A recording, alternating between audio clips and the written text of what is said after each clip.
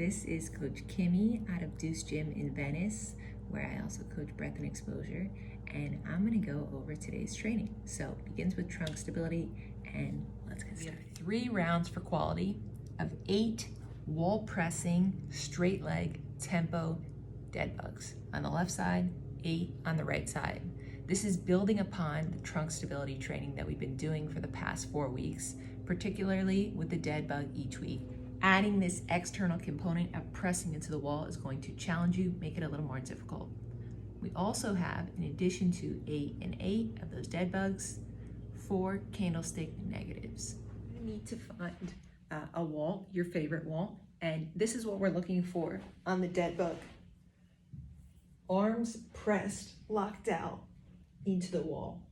If your wrist mobility isn't great, you may need to turn your hands slightly out, but we're looking for a straight line here, pressing into the wall, okay?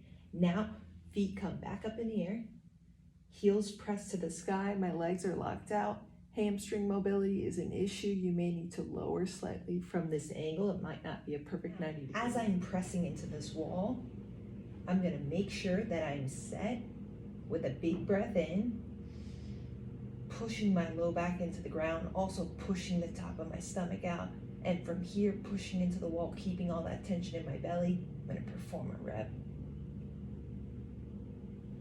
Okay, wanna make sure that this stays pressed into the ground, arms stay fully extended. If that is too difficult, you can keep your knees bent and just extend out. All right, so for the candlestick negatives, you're gonna need to make a field trip to another area of your home, or it could also be outside, using a tree or a pole, and you're going to find a sturdy surface that you can grip onto. Well, we're gonna find a hollow body position inverted, okay? So remembering to keep it contracted between your rib and your hip, right? You're going to bring both legs into the sky, tuck one knee, okay? I'm pointing my toes here, and I'm gonna lower, playing a game of operation, trying not to let my butt hit the ground, and then slowly descend with as much control as possible. Gonna do that for 4 reps. For the conditioning today, guys have 5 rounds of an AMRAP 3, so as many rounds and reps as possible in 3 minutes of 3 burpees, 6 push-ups, 9 air squats. After each AMRAP 3, record your score. You have 1 minute to rest, and then you're gonna repeat for 5 total rounds. To put this in context, this is 15 minutes of work here.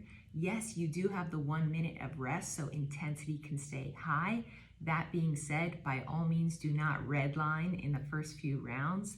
You want to sustain your score. Burpees, chest, thighs hit the ground, hands overhead in the finish position.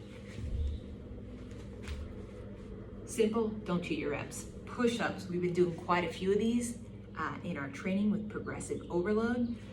Maintaining vertical forearm is key, right? Chest touches ground, extend all the way.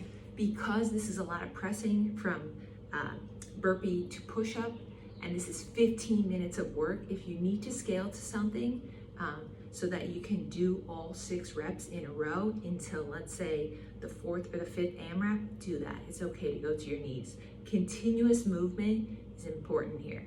And finally, the air squat, feet shoulder width apart, hips should descend below your knees, full lockout at the top. So I'm squeezing my butt. Final words in this conditioning piece today: move well, move consistently, have fun with it. If you have any questions, feel free to reach out.